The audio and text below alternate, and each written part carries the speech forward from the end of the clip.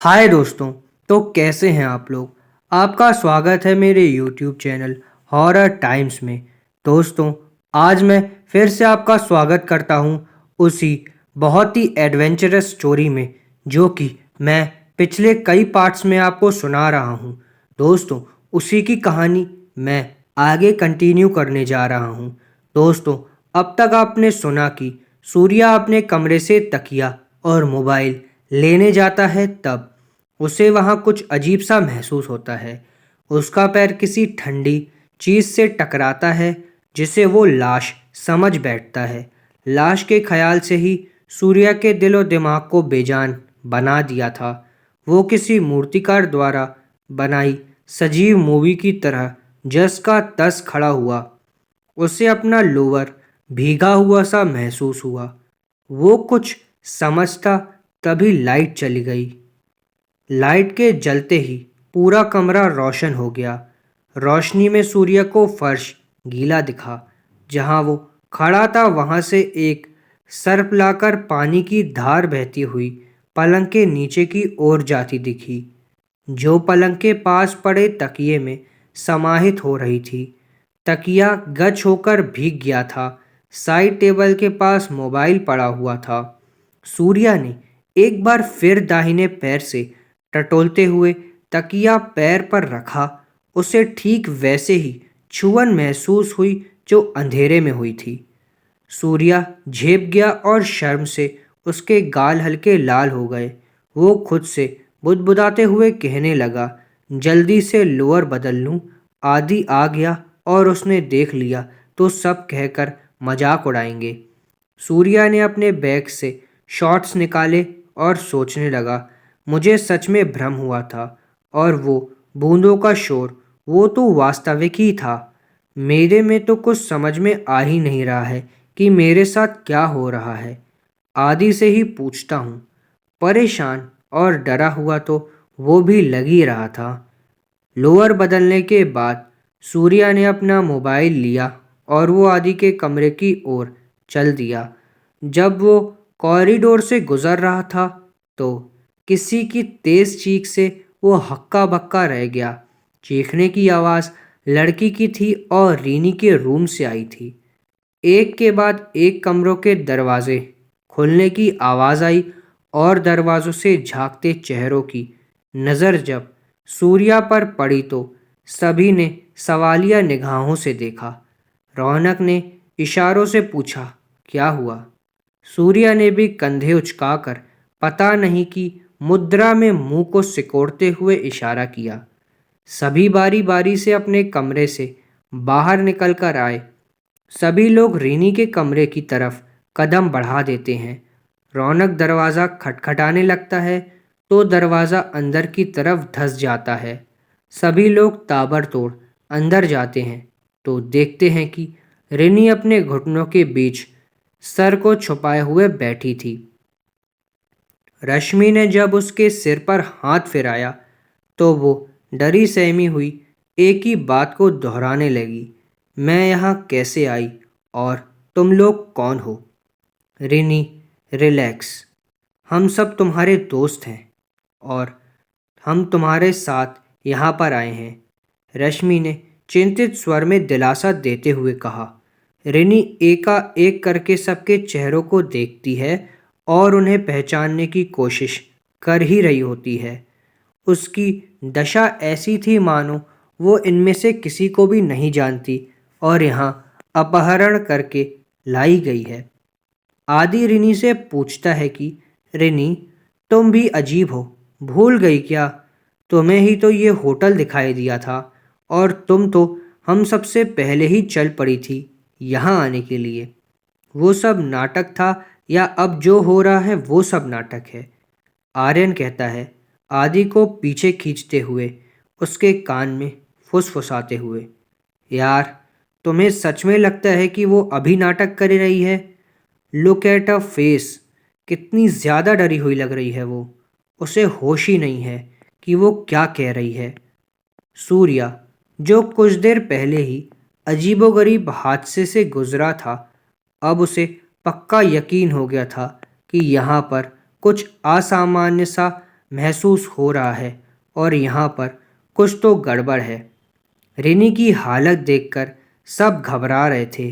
फिर आदि कहता है, मैंने कहा ही था कि यहाँ नहीं रुकते हैं।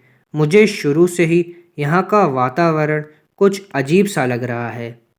सभी लोग आदि की बात का मन ही मन समर्थन कर रहे थे, पर मुंह में से किसी के कुछ निकल नहीं रहा था। खामोशी में एक भारी भरकम सी आवाज़ गूंजी, इन बातों को करने से अब क्या फ़ायदा? जो होना था वो तो हो चुका। आवाज़ ऐसी थी जैसे एक ही गले से दो लोग बोल रहे हों। सबकी नज़रें रिनी की तरफ गईं तो सबके होश उड़ गए। अब तक मासूम सी डरी सहमी हुई रिनी अचानक से बदल चुकी थी। वो किसी राजा की तरह पलंग पर बैठी थी। उसने अपने बाएं पैर को दाहिने पैर पर रखा और वो लगातार अपने बाएं पैर के पंजे को हिला रही थी। उसकी दोनों हथेलियों भी झांग पर रखी हुई थी। खुले हुए बिखरे बाल हवा से उड़ रहे थे और उसका चेहरा सामने वह आंखों की पुतलियां भी स्थिर थी। वो ठाके लगाकर जोर से भयानक हंसती हुई सबके चेहरों को देखती है, फिर एकदम से सामान्य चेहरा बनाकर बेसुध सी पीछे की ओर धड़ाम से गिर जाती है। उसका आधा शरीर पलंग पर बेसुध पड़ा था और पलंग से लटकते हुए पैर अभी भी हिल रहे थे। किसी की भी हिम्मत उसके करीब जाने की नहीं हुई। सब झुंड बनाकर एक दूसरे से सटे हुए दूर खड़े थरथराते हुए एकटक रेनी को निहार रहे थे। मन में सभी भयानक कल्पना करते हुए डर के मारे और डरे ही जा रहे थे। आदि दबी हुई आवाज में कहता है, ये सब क्या था? आर्यन भी डरते हुए कहता है कि लगता है रिनी पर कोई बुरा साया आ गया है। सूर्य कहता है, मुझे तो लगता है जंगल में ही कोई आत्मा रिनी में प्रवेश कर गई थी और हम सबको उसके माध्यम से यहाँ ले आई। रौनक कहता है, तुम लोगों का सच में दिमाग खराब हो गया है, इसलिए ऊल झुलूल बातें किए जा रहे हो और फिर नींद में भी वही सब प्रैक्टिकल कर रहे हो जो रिनी ने किया। रश्मि हैरानी से कहती है, रौनक, क्या वाकई ये सब दिमागी स्थिति के कारण हो रहा है?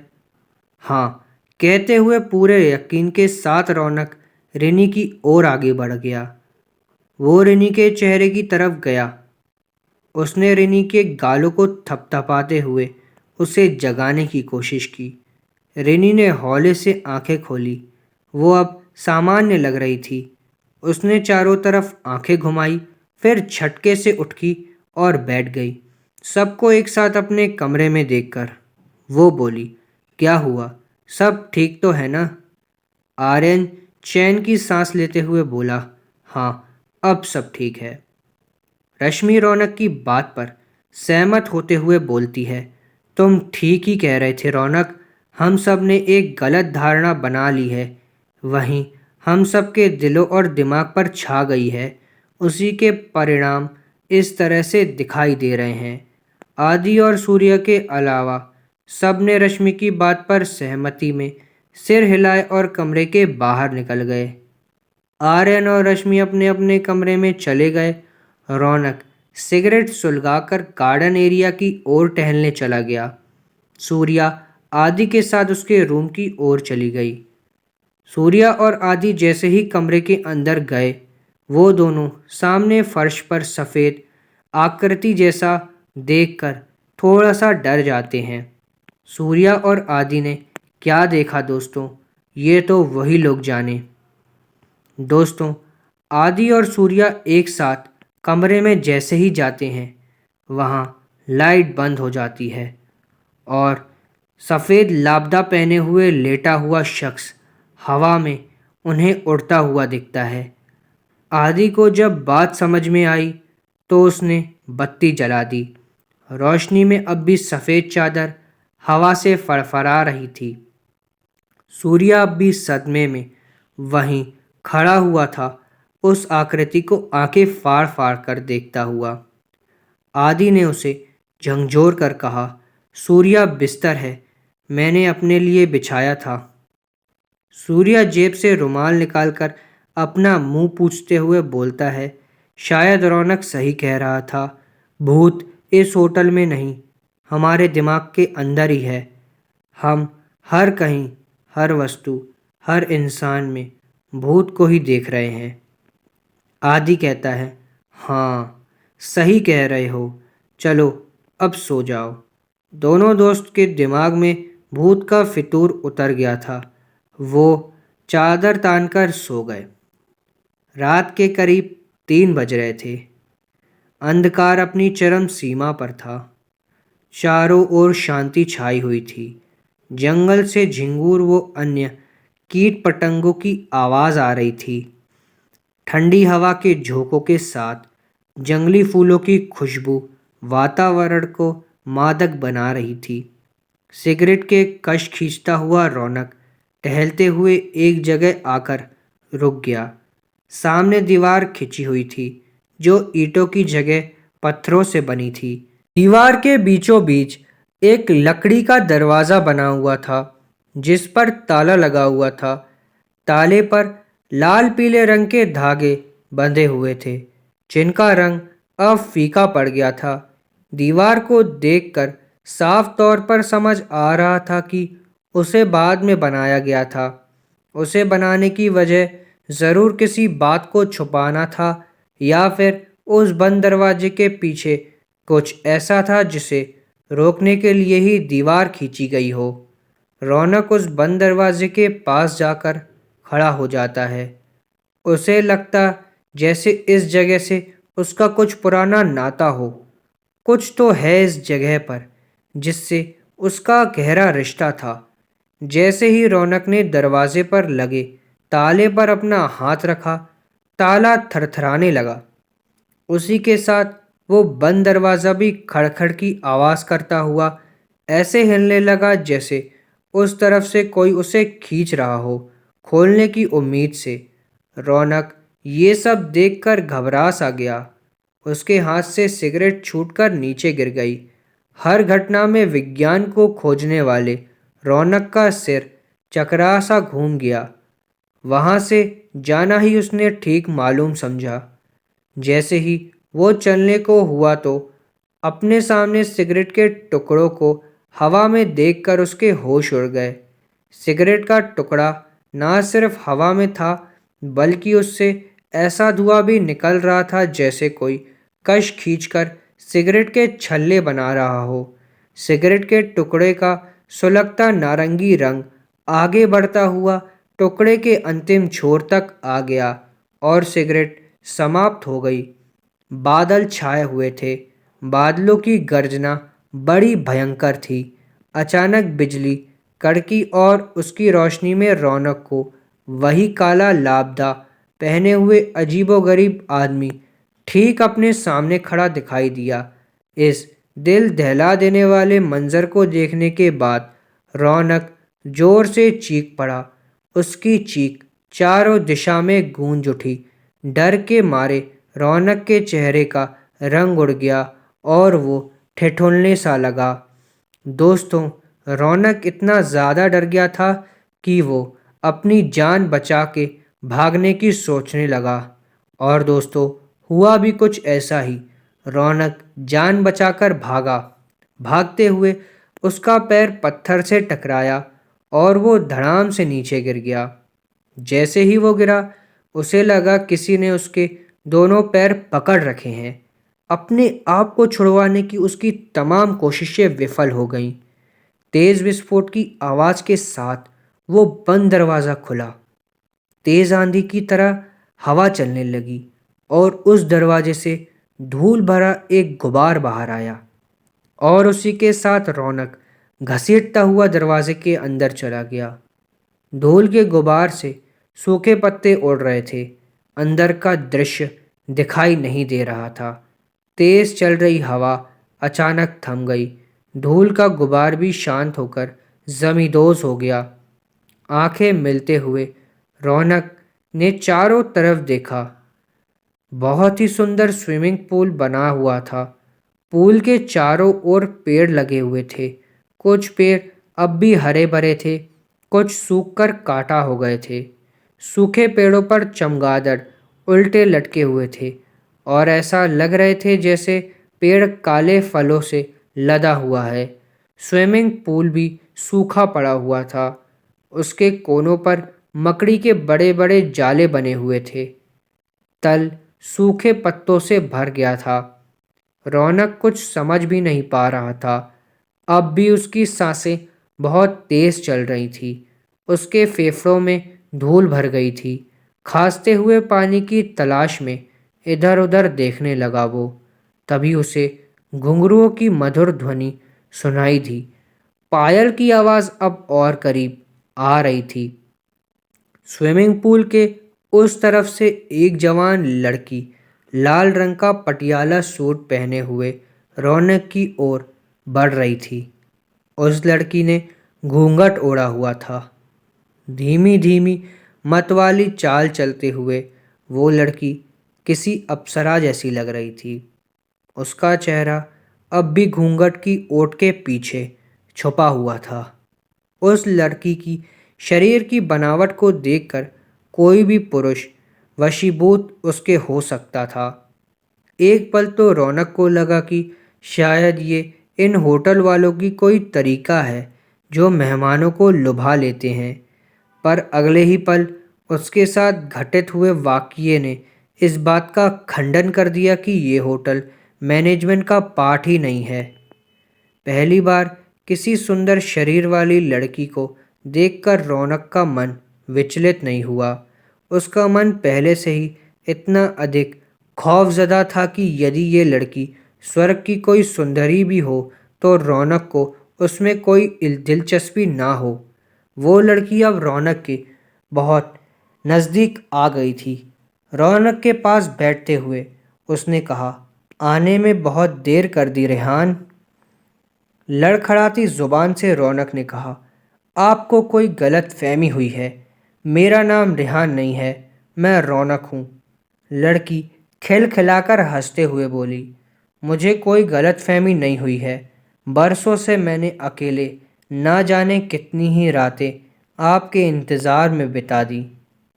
रौनक आश्चर्य से देखने लगा और कहता है, मेरे इंतज़ार में? लड़की हाँ का जवाब देते हुए कहती है, मुझे छोड़कर क्यों गए थे? अब लौटकर इतनी देर बाद क्यों आए हो? रौनक यकीन दिलाते हुए कहता है, मेरा यकीन कीजिए, मैं यहाँ कभी आया ही नहीं। लड़की ने अपना घूंघट उठाकर कहा, शायद मेरा चेहरा देखकर आपको कुछ याद आ जाए। रौनक ने जब उस लड़की का चेहरा देखा तो वो उसे देखता ही रह गया। इतनी सुंदर लड़की उसने आज तक नहीं देखी। लड़की का चेहरा बिल्कुल लाली से मिलता जुलता था। उसके मुंह से निकला, इतना सुंदर चेहरा कोई कैसे भूल सकता है लाली? बला की खूबसूरत लिए हुए वो लड़की रौनक के सामने थी। रौनक अब भी उसे पहचान नहीं पाया। वो उस लड़की से कहता है, आपसे मिलकर बहुत खुशी हुई, लेकिन मैं आपका रेहान नहीं हूँ। रौनक उठा और वहाँ से जाने लगता है। जब वो दरवाजे के पास पहुँचा तो दरवाज़ा अपने आप ही बंद हो गया। रौनक ने पलटकर जब उस लड़की का चेहरा देखा तो उसका चेहरा गुस्से से लाल हो गया था। अचानक उस लड़की के शरीर से सारे कपड़े हट गए। जब वो पूरी तरीके से निर्वस्त्र हो गई तब उसके शरीर का रंग भी बदलने लगा। खूबसूरत सी दिखने वाली लड़की अब बर्फ में पड़े शव की तरह हो गई। उसका शरीर बर्फ की तरह ठंडा और सफ़ेद हो गया। उसके शरीर से रिसता हुआ पानी टपक टपक कर ज़मीन पर गिरने लगा। बूंद बूंद गिरते पानी से स्विमिंग पूल भरने लगा। थोड़ी ही देर में पूरा स्विमिंग पूल भर गया। इस हैरत अंगेज घटनाक्रम से रौनक चौंक गया। उसे धुंधला सा कुछ दिखाई देने लगा। वो अतीत के धुंध लगे में खो गया। वो बरसात के दिन थे। रेहान अपने जिगरी दोस्तों के पूरी फौज के साथ प्रीणी घूमने आया था। चेक इन के समय वो रिसेप्शनिस्ट पर फिदा हो गया था। वो बहुत ही खूबसूरत थी। रेहान भी हैंडसम होने के साथ अमीर और बुद्धिमान था। रेहान का व्यक्तित्व किसी भी लड़की को लुभा देने वाला था। उसका जादू प्रीणी की होटल वेटिंग फॉर यू की रिसेप्शनिस्ट रेशमा पर चला गया। रेहान अपने जिगरी दोस्तों के साथ वक्त ना बिताकर अधिकांश समय रेशमा के साथ ही व्यतीत करता था। एक रोज़ वो मार्केट से रेशमा के लिए लाल रंग का पटियाला सूट लेकर आया। उसने रेशमा को वो सूट देते समय जिद की थी कि वो उसे पहन कर दिखाए। रेशमा कहती है, आज छुट्टी मिलना संभव नहीं है क्योंकि आज बहुत ज़्यादा काम है। रेहान कहता है, तुम्हारी इस छुट्टी सैंक्शन हो गई है। रेशमा आश्चर्य से पूछती है कि कैसे। नोट की गड्डी से हवा करते हुए रेहान ने कहा, पैसों की हवा से अच्छे अच्छे उड़ जाते हैं डार्लिंग। रेशमा कहती है, हाँ देख ही रही हूँ। रेहान कहता है, अरे हम तो इन चंद नोटों के झांसे में आने वालों में से नहीं हैं। हम पर तो आपके हुस्न का जादू टोना हो गया है। अब जल्दी से मेरे कमरे में चलो और ये ड्रेस पहनकर बताओ। रेशमा ने शर्म से नजरें नीचे कर ली। उसने ड्रेस का पैकेट उठाया और रेहान के साथ कमरा नंबर 204 के सामने खड़े होकर चले गए। रेहान ने लॉक खोला और फिर अदब के साथ झुककर रेशमा को कमरे में अंदर बुलाया। इतराते हुए रेशमा ने कमरे में प्रवेश किया। रेहान पलंग पर बैठ गया और रेशमा से ड्रेस पहनने के लिए इशारे से मनुहार की। रेशमा जब ड्रेस चेंज करने के लिए चेंजिंग रूम में जाने लगी तो रेहान ने उसका हाथ पकड़कर उसे रोकते हुए कहा, थोड़े दिन बाद तो तुम हमेशा के लिए मेरी ही होने वाली हो। अब मुझसे कैसी शर्म। रेशमा ने सकुचाते हुए रेहान के सामने ही वो लाल जोड़ा पहन लिया। उस ड्रेस में वो बहुत खूबसूरत लग रही थी। रेहान ने दुपट्टे को उसके कंधे से हटाकर उसके सिर पर ओढ़ दिया। रेहान कहता है, इस खूबसूरती पर तो कोई भी अपना सब कुछ हार जाए, फिर मुझ नाचीज़ की गिनती ही क्या। रेहान ने रेशमा को अपने बाहों में उठाकर पलंग पर लेटा दिया। उसके बाद उसके पैरों को चूमते हुए बोला, तुम्हारे नाजुक पैर ज़मीन पर ज़ख्मी हो जाएंगे। इन सुंदर से पैरों में अपने प्यार का जंजीर जकड़ देता हूँ। ऐसा कहने के बाद रेहान ने जेब से पायल निकाली और रेशमा को पहना दी। पायल को देखकर रेशमा बहुत खुश हुई। वो उठने को हुई तो रेहान ने उसे उठने नहीं दिया। रेहान रेशमा के कंधे से दुपट्टा हटाकर कहता है, सुंदर शरीर को कपड़ों से छुपाना अच्छी बात नहीं। इस बात को सुनकर रेशमा असहज हो गई। रेहान को टोकते हुए बोली, ये सब ठीक नहीं है। रेहान बिना रेशमा की बात सुने उसकी गर्दन को पकड़ लेता है। सही गलत सब मन का वहम है। तुम सिर्फ एक पल को जियो, बाकी सब भूल जाओ। रेशमा रेहान का विरोध ना कर सकी और वो किसी नदी सी रेहान के प्रेम सागर में समा गई। कुछ घंटे बाद रेहान के फ़ोन की रिंग बजी। उसका दोस्त राज था। राज बोलता है, हेलो रेहान, होटल के किसी शख्स ने रेशमा के अब्बा को तेरे बारे में बता दिया है। वो तुझे ढूंढते हुए आ रहे हैं, तू सतर्क रहना।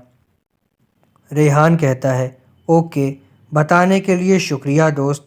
रेशमा कहती है, क्या हुआ, किसका फ़ोन था? रेहान कहता है, मेरे दोस्त राज का फ़ोन था। कह रहा था कि तुम्हारे अब्बा मुझे ढूंढ रहे हैं। उन्हें किसी ने हमारे बारे में बता दिया है। रेशमा तो डर के कारण थर थर काँपने लगी। वो बोली, अब क्या होगा अगर अब्बा को मेरे आपके साथ एक कमरे में होने की बात पता चल गई तो वो मेरी जान ले लेंगे।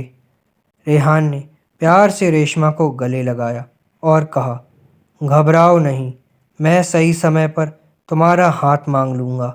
बस फिक्र इस पल की है कि अभी कैसे निपटें। तभी रेहान को एक युक्ति सूझी। उसने कहा, तुम जल्दी से ये चादर ओढ़ो और स्विमिंग पूल की तरफ जाओ। मैं तुम्हारे कपड़े लेकर आता हूँ। अगर तुम्हारे अब्बा यहाँ आए तो तुम यहीं जॉब करती हो कह देना। नहाकर तुम कपड़े पहनकर अपनी जॉब करने लगना। उन्हें यहाँ रूम में होने का बात पता नहीं चलेगा। तुम घबराओ नहीं। तब तक मैं राज से कहता हूँ वो कैसे भी करके अब्बा को रोकने की कोशिश करें। रेशमा को रिहान की बात सही लगी। उसने तुरंत खुद को चादर से लपेट लिया और स्विमिंग पूल की ओर चली गई। रेहान ने रेशमा के सारे कपड़े समेटे और स्विमिंग पूल की ओर चल दिया। वो वहां पहुंचने ही वाला था कि राज का फोन आ गया। राज बहुत डरा हुआ था और परेशान भी लग रहा था। वो हड़बड़ाकर बोला, रेहान भाई पंगा हो गया यार। मैं तेज़ रफ्तार से उस जोर जा रहा था जिधर से रेशमा के अब्बा आ रहे थे। ना मालूम कैसे गाड़ी के ब्रेक फेल हुए और गाड़ी उनकी मोटरसाइकिल से जा टकराई। वो मेरी गाड़ी के पहिए के नीचे आ गए। रेहान की हालत तो ऐसी हो गई मानो काटो तो खून न निकले। खुद को संभालते हुए वो बोला, अब तू कहाँ है? किसी ने तुझे देखा तो नहीं? राज कहता है, सड़क सुनसान थी। मैं उन्हें तड़पता हुआ छोड़कर वहां से भाग आया। रेहान का दिमाग काम करना बंद हो गया था। वो स्विमिंग पूल न जाते हुए अपने कमरे की ओर चला गया। वहां से अपना सारा सामान समेटा और तुरंत होटल से चेकआउट करके चला गया। उधर बिना कपड़ों के स्विमिंग पूल में उतर गई रेशमा बहुत देर तक रेहान का इंतज़ार करती रही। वो गर्दन तक पानी में बहुत देर तक रही, जिसके कारण उसका शरीर सुन्न पड़ने लगा। जब उसने हाथ पांव चलाकर तैरने की कोशिश की तो वो कामयाब नहीं हुई। बिना सोच विचारे एक अनजान लड़के पर भरोसा करने की कीमत उसे अपनी जान देकर चुकानी पड़ी। स्विमिंग पूल की तरफ जब एक विदेशी पर्यटक आया तब उसे पानी की सतह पर एक लड़की की लाश तैरती हुई दिखी। उसने तुरंत होटल मैनेजमेंट को सूचना दी। थोड़ी देर में होटल के मैनेजर, मालिक, स्टाफ कर्मचारी सहित पुलिस दल और स्विमिंग पूल के यहाँ इकट्ठा हुए। पुलिस होटल कर्मचारियों का बयान ले ही रही थी। लड़की होटल में कार्यरत थी, इसलिए शक होटल के कर्मचारियों पर ही जा रहा था। लड़की के शरीर को पोस्टमार्टम के लिए भेज दिया गया और उसके घर वालों को सूचना मिल गई। घर वाले सूचना मिलते ही होटल पहुंचे। उन्होंने पुलिस को बताया कि लड़की के पिता भी रोड एक्सीडेंट में मारे जा चुके हैं। अब तो कत्ल की गुत्थी और अधिक उलझ गई। एक साथ पिता पुत्री की मृत्यु कई सवाल खड़े कर रही थी। होटल के मालिक ने रेहान द्वारा रश्मि की छुट्टी मांगे जाने पर बात छुपा ली थी। उस समय सीसीटीवी कैमरे का भी चलन नहीं था, जिससे कोई सुराग ना मिल सका। अतः रेशमा व उसके अब्बा के मृत्यु रहस्य बनकर रह गई। पोस्टमार्टम रिपोर्ट में रेप की पुष्टि हुई। वो पानी में डूबने से मौत पाई गई। पुलिस का माथा ठनका। जरूर, पर वो भी किसी पुख्ता सबूत के अभाव में कुछ न कर सकी। पुलिस अधिकारियों ने इस पहलू को कई बार सोचा कि रेप के बाद स्विमिंग पूल में लड़की निर्वस्त्र क्यों और कैसे आई, या जब वो नहाने आई तब रेप हुआ, या फिर हत्या। नहाने भी यदि आती तो लड़की के कपड़े तो मिलते। पुलिस वो चादर भी बरामद ना कर सकी जिसे ओढ़कर वो लड़की वहां तक गई थी। लड़की की लाश मिलने की खबर मिलते ही सबसे पहले होटल मालिक ही पहुंचा था और किनारे पर पड़ा चादर उसके शरीर पर लपेट दिया था। उसने पुलिस को बयान देते हुए कहा कि लड़की उसके होटल की ही कर्मचारी थी। पूल के निकलने के बाद किसी शरीफ लड़की के शरीर को ऐसे खुला रखना उसने शर्मनाक लगा, इसलिए जल्दीबाजी में होटल से ही चादर लेकर शरीर पर उसने ढक दिया। ये अजीब सा केस था जिसकी गुत्थी कभी सुलझ ना सकी। साल बीतते गए, दौर बदलते गए, लेकिन रेशमा की मृत्यु का सच बाहर नहीं आया। इस घटना के बाद से पर्यटकों के साथ अनहोनी होने लगी। अधिकांश लोगों स्विमिंग पूल के यहाँ एक लड़की को देखे जाने का जिक्र करते। धीरे धीरे ये बात पूरे प्रीणी गांव में फैल गई। होटल मालिक ने अपने व्यवसाय का नुकसान होता देखकर किसी जानकार तांत्रिक को बुलाकर उपाय पूछा। तांत्रिक ने स्विमिंग पूल को बंद करने की बात कही। अगले ही दिन होटल मालिक ने स्विमिंग पूल को यहाँ दीवार खिंचवाकर उसे हमेशा के लिए अभिमंत्रित ताले द्वारा बंद कर दिया। दरवाज़ा बंद होते ही रौनक अतीत से निकलकर वर्तमान में आ गया। उसे अपने सामने गले हुए शरीर में खड़ी रेशमा दिखाई दी। रौनक के चेहरे पर प्यार और दुख दोनों झलक रहे थे। उसे अब मौत का डर भी नहीं रहा। सूर्या, जो कि रेहान का दोस्त राज था, उसने जब रौनक की चीख सुनी थी तभी वो रौनक को ढूंढता हुआ उस बंद दरवाजे तक आ पहुंचा था। सूर्या जब दरवाजे के अंदर आया तो सामने का दृश्य देखकर उसके होश उड़ गए। पूल के पास रौनक का मृत शरीर पड़ा हुआ था। रौनक के सिर को अपनी गोद में रखे हुए रेशमा कह रही थी, अब हम हमेशा साथ रहेंगे, आज मैं तुम्हारी हुई। सूर्या तो बदहवास सा वहां से भागा और भागते हुए वो होटल से बाहर निकल गया। वो जंगल के रास्तों पर भटकता हुआ मेन सेंटर सड़क पर आ गया। तभी उसे दूर से रोशनी आती दिखाई दी। वो उसी दिशा की ओर भाग चला जा रहा था।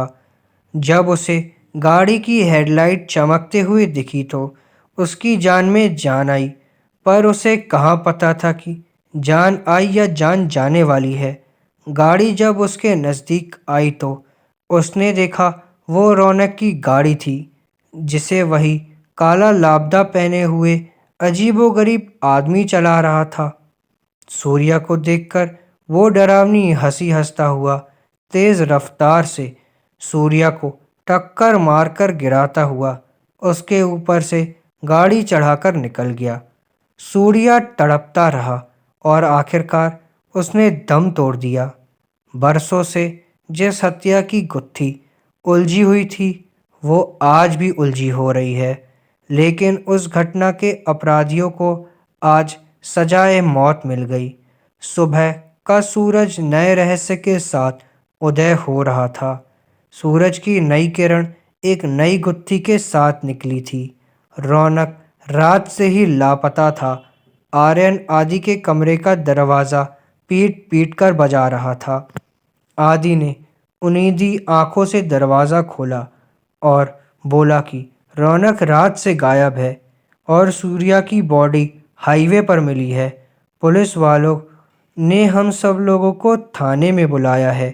रीनी ने जब लाली और बूढ़े बाबा से रात को क्या हुआ पूछा तो लाली और बूढ़े बाबा ने एक दूसरे को देखा, फिर रहस्यमयी मुस्कान उनके चेहरे पर छा गई। दोनों ही सबकी आंखों के सामने ओझल हो गए। दोस्तों, ये एक काल्पनिक कहानी थी, पर मुझे विश्वास है कि आप लोगों को ये सुनने में काफ़ी रोमांचक सी फीलिंग आई होगी। दोस्तों, make sure to like and subscribe my channel and share it. जय श्री राम।